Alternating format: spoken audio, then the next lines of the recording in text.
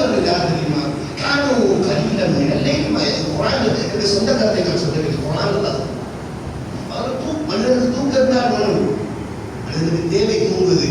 ஆனால் கொஞ்சமாகத்தான் தூங்குவார். தூக்கத்திலே காலத்தை வீணாக்க மாட்டார். கொஞ்சமாகத்தான் தூங்குவார்கள். அவருக்கு தேவையான அளவுக்கு தூங்கிக் கொள்வார்கள். காணும் கலிலம் மினல்லைலி சண்டை பிடிக்க மாட்டாங்க. தராவி இருக்காதா, தராவி 20 இருக்காதா, தராவி 30 இருக்காதா, இல்லை. விழிச்சிருந்து படைச்சவனுக்கு நான் நல்லவனாக வேண்டும் என்பதற்காக வேண்டி அந்த முயற்சியில் ஈடுபட்டு கொண்டிருக்கான். அப்படியே விழித்திருந்தவன் முயற்சியது சஹருடைய நேரத்தை அடைந்து விட்டால் அதான் சொல்லுகிறான். சஹருடைய நேரம் என்பது நோம்பு காலத்தில் மட்டுமானதல்ல, ஒவ்வொரு இரவும் சஹர் இருக்கிறது. பிந்திய இரவுக்கு சஹர் என்று சொல்கின்றது. அல்லாஹ் சொன்னான், அந்த மனிதர்கள் விழித்திருந்து வணக்கம் செய்துவிட்டு சஹர் நேரம் வந்துவிட்டால் கண்களால் கண்ணீர் வரும். யா அல்லாஹ், நான் செஞ்ச தப்பை மன்னிச்சுக்கிறேன். இஸ்திக்ஃபார் செய்யணும். 27 ஹஸரத் சொல்லித்தாண்டது பார்த்தீங்க. முன் செய்த பாவம், பின் செய்த பாவம், இலக்கு செய்த பாவம், பகல் செய்த பாவம் என்று 27 வந்துவிட்டால் ஹஸரத் சொல்லி தருவார். இதை நான் சொல்லுவேன் என்பதல்ல இஸ்திக்ஃபார்.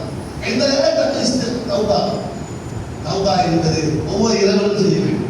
ரமலான் காலத்தில் மட்டுமில்லை, தக்வா உள்ள மனிதர்களுடைய அடையாளம் ஒவ்வொரு இரவிலும் ஃபஜ்ருக்கு முன்னாடி இரவுடைய பிந்திய நேரத்தில் தஹஜ்ஜுடைய நேரத்தில் வபில் அஸ்ஹாரிஹும் யஸ்தக்பிரூன். தனக்காக வேண்டி பாவம் மன்னிப்புவாங்க, தன்னுடைய தாய் தகப்பனுக்காக வேண்டி பாவம் மன்னிப்புவாங்க, சமுதாயத்துக்காக வேண்டி பாவம் மன்னிப்புவாங்க. இப்ராஹிம் அலைஹிஸ்ஸலாம் அவர்கள் பாவம் மன்னிப்பு தேடியது பரிசுத்தமான குர்ஆனில் அல்லாஹ் சொல்லி காட்டுகின்றார். ரப்பிக்ஃபிர்லி வலிவாலிதைய வலில் முஃமினீன யௌம யகூமுல் ஹிசாப். யா அல்லாஹ் என்ன மன்னிச்சிடு, என்னுடைய பேரரசம் மன்னிச்சிடு, ஈமான் உள்ளவர்களை மன்னிச்சிடு. எனவே தஹஜ்ஜுடைய நேரத்தில் அமல் செய்துவிட்டு அல்லாஹ் தஆலா பாவம் மன்னிப்பு தருவார்.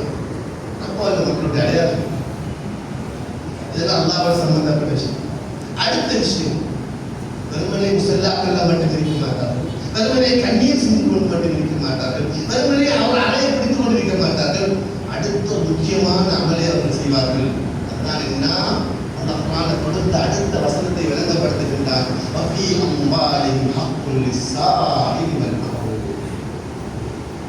கேட்டு வரக்கூடிய யாசகர்களுக்கு கொடுப்பதற்கு ஒரு பங்கை வைப்பார்கள். சொத்து செல்வத்திலே கேட்டு வராமல் கண்ணியத்துக்காக, மரியாதைக்காக, யாரிடத்தை கேட்டு பழக்கவில்லை என்ற காரணத்தினால தன்னுடைய தேவையை யாருக்கு சொல்லாம ஒதுங்கி மறைந்து வாழ்ந்தார்களே, அப்படி மனிதர்களுக்கு தேடி போய் கொடுப்பதற்காக வேண்டும் பங்கை வைத்திருப்பார். 1 லட்சம் ரூபாய் அவருடைய இருக்குன்னு சொன்னா ஜகாத்துக்கு மட்டும் அல்லா சொல்றது. அது ஜகாத்தா இருக்கலாம், சதகாவா இருக்கலாம், ஹதியாவா இருக்கலாம். 1 லட்சம் ரூபாய் உதாரணத்துக்கு நான் சொன்னேன். என்ன சார், 2 இருக்கும். 50,000 கேட்டு வரவர்களுக்கு, 50,000 கேட்டு வராம கண்ணியமா கௌரவமா வாழ்ந்த